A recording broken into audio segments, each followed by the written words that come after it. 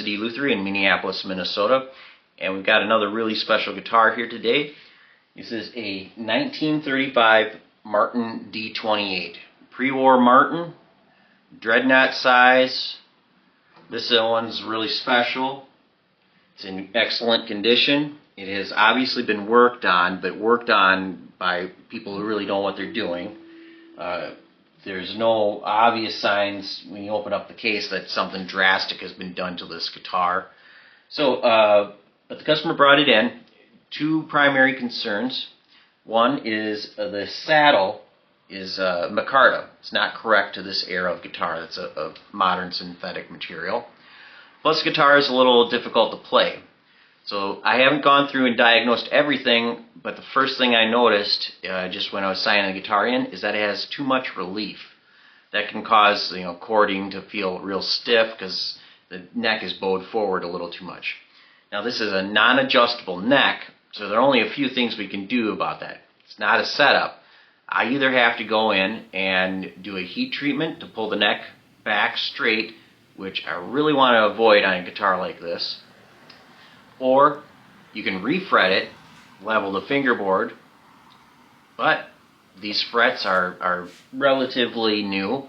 But what I am going to try and do is hopefully this neck flexes just the right amount that I can do a very light fret dress where I'm only addressing maybe frets here, maybe a little bit at the end of the neck, just to kind of mimic as if the neck is straighter than it actually is. I really want to avoid doing as much fretwork as possible up by the nut because that's where you do most of your playing. You want to save as much of that as possible. So I'm saying mostly try and do the leveling where at the neck joint. Trying to, as the neck curves, the frets are following that. If I take these down a little bit, then it seems like it's straighter. That's the plan. So I'm going to get the camera up close, show you how we go about diagnosing this, and get the project underway. Guitar is strung up and in tune. Let's get a look at what we have for relief here. Just a reminder that this dial goes backwards. It shows 88. That would actually be 12 thousandths relief. You can see that on the dial. Ideally, we want this down in around the 5 thousandths area, give or take a little bit. Some people might like it a little bit straighter, a little bit more curve. I try and get these right around 5,000. So I'm going to take the strings off now and compare the measurement with the strings off so we know how much this neck is flexing.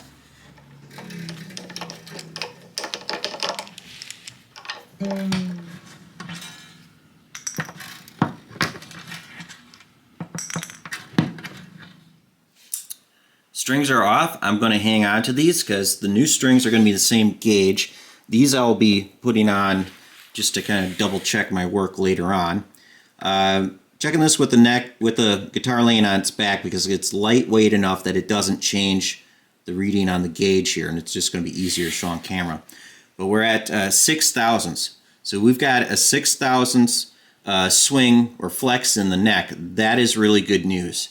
That means I can just do a straightforward fret dress on this, and I'm going to come out with, hopefully close to 5, but if it's 6 thousandths, that's still in the normal range. But it's going to play a lot better taking that extra relief out. And as I said, I'm going to be working this end of the neck more than down here. This is where you do most of your playing. I want to save this fret wire because you don't want to keep refretting over and over. So we're going to work here and do most of the work here.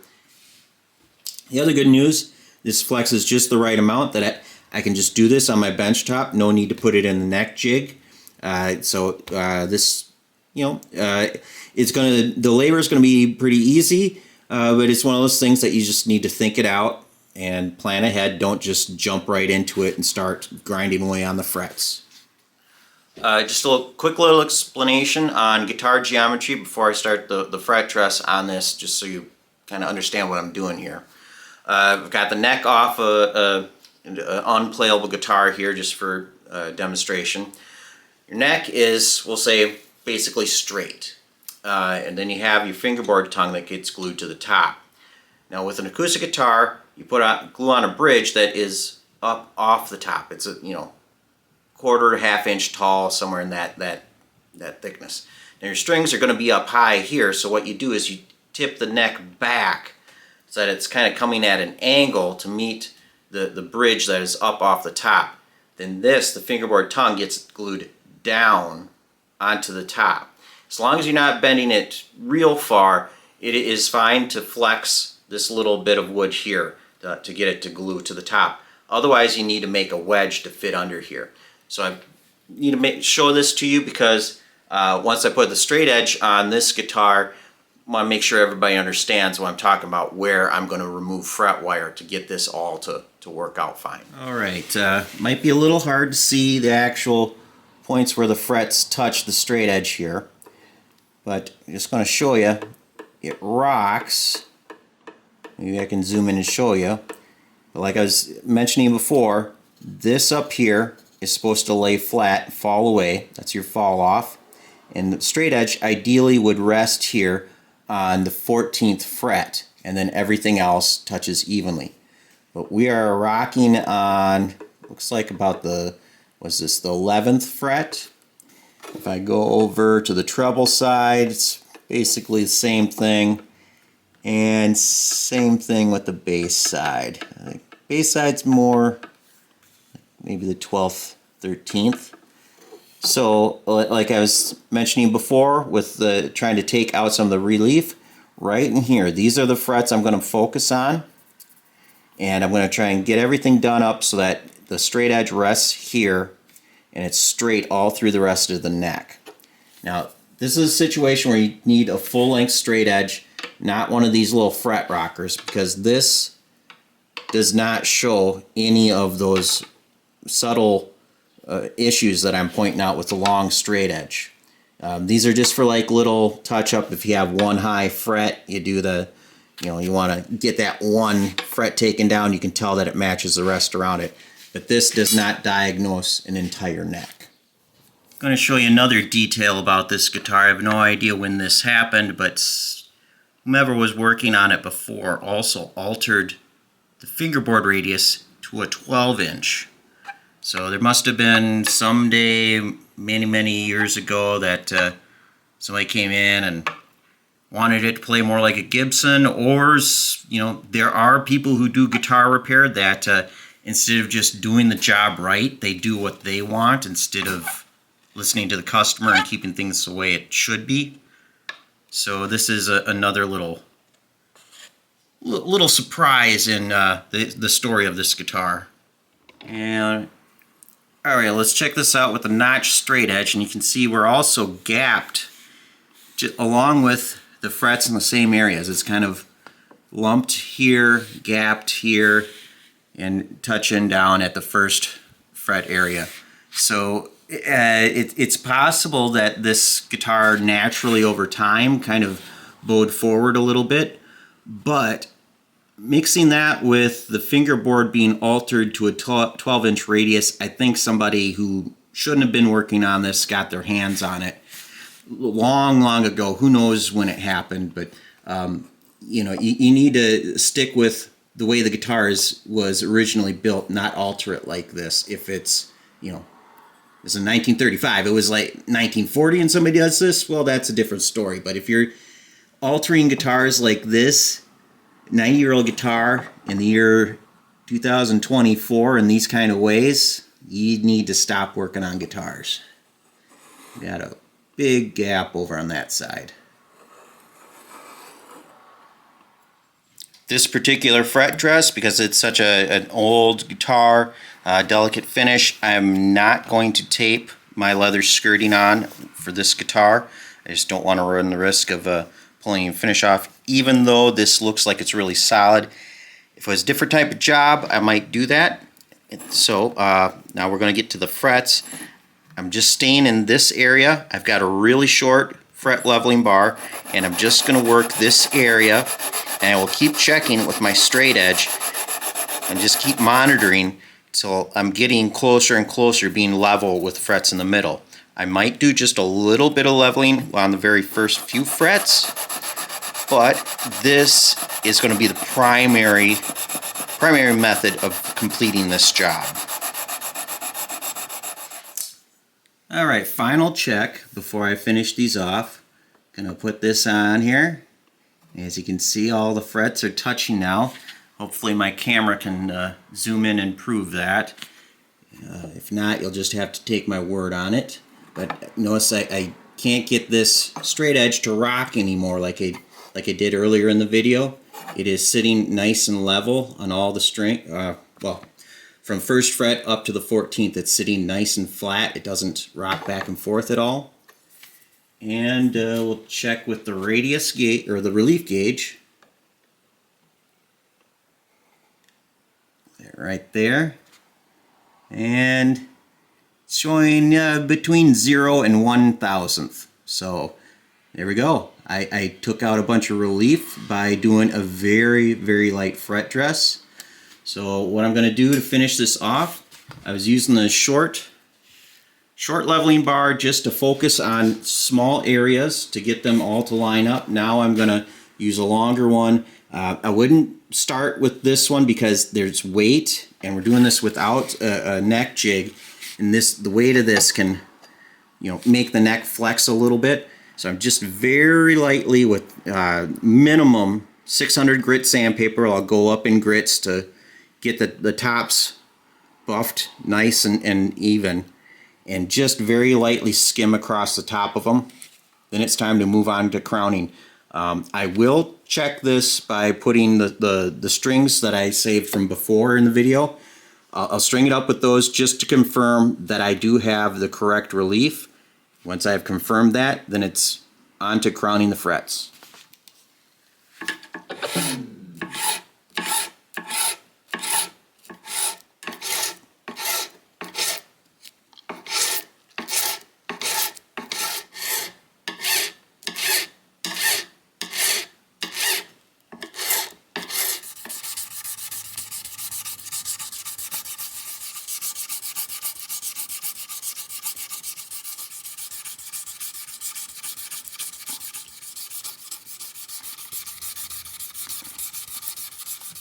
Alright, before this is done, I have to make a new saddle. That'll complete the job. As you can see, this is not glued in. Also, it's just way too loose. See all that flex? So I have made a new bone saddle that I'm going to put in here. I haven't shaped it yet. But look how much better I've made this fit. There's no wiggle. It slides in and out nice and smooth. That's the way it's supposed to be. There's also, it does not rock back and forth. This one, look at all that. Bottom's round. So, as I was showing you earlier, the fingerboard was 12-inch, so I followed through with that when I was leveling the frets. I'm not going to take off a bunch of fret in the middle just to try and create a 16-inch radius. Check that out. So you had somebody, make the fingerboard 12-inch. Then after that, you've got a saddle being made that it's actually not even a consistent 20. So when I make a new saddle, I'm going to actually follow through with the radius of the frets. I'll be doing it to 12 because it's going to play a lot better that way. You just got to make sure everything is consistent with everything else. Let me show you. I'll use my ruler like a straight edge. I've got this nice and flat on the bottom. Check out look at how round that is. So this was done really quick and sloppy. The doesn't even have a crown to it. So everything is going to be improved with a much better saddle. And make sure you follow all the details that go with a good proper setup. These two marks here, I'm just copying those off of the previous saddle because they were pretty close to correct height. And then I'm just going to trace with my radius gauge.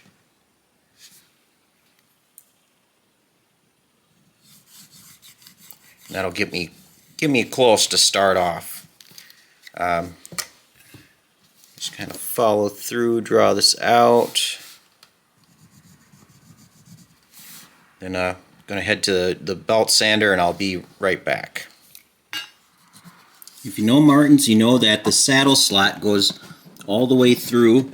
It doesn't have sides. So what I'm doing is I get this set into place, and then to trim the edge, I like to start off with just taking a razor blade. Just keep grinding this down till you get really close. And you can follow through with just a little bit of sanding just to blend it all together, make it look like it's original. Fresh razor blade makes easy work of this, and I also stay off the ebony. Just I'm able to control where I am removing material. Now I'm getting real close to having this fit. I want to have it stay in place. They were typically glued into place. I'm just going to use some of this type of hide glue, just a couple dots on the ends. It's going to be strong enough to hold it in place. If for whatever reason this saddle needs to be removed, if it breaks or whatever happens, you can warm up the saddle easily and get it taken out. Just enough so that it doesn't fall out of place when you take your strings off. Get it lined up. There we go.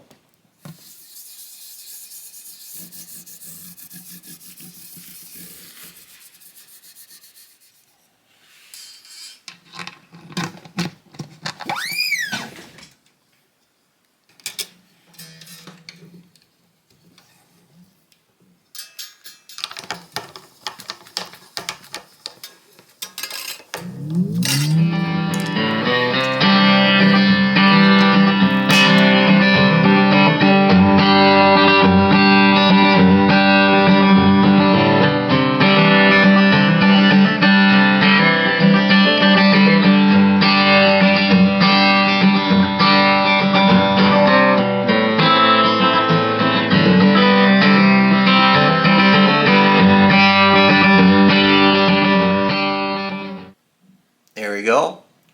Another completed job. Everything's playing great. Really wasn't any drastic changes in how this played.